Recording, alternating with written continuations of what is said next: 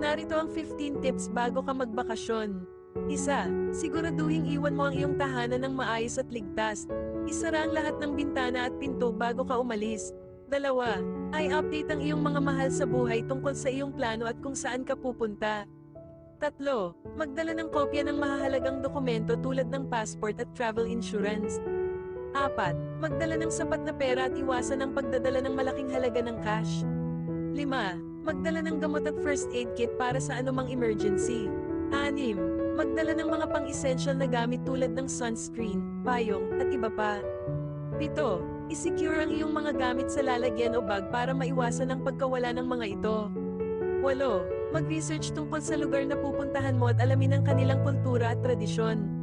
9. Iwasan ang pag-post ng mga larawan sa social media habang ikaw ay nasa bakasyon upang maiwasan ang pagnanakaw sa iyong tahanan. 10. Mag-enjoy at mag-relax sa iyong bakasyon. 11. Magdala ng power bank para sa iyong mga gadgets. 12. Magdala ng maraming damit at piliin ang mga comfortable na damit. 13. Magdala ng reusable water bottle para makaiwas sa dehydration.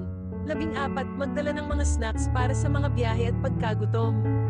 15. Tandaan na ang pinakamahalaga ay ang kaligtasan at kaligayahan mo sa iyong bakasyon. Sana ay makatulong ang mga tips na ito sa iyong paghahanda para sa iyong bakasyon.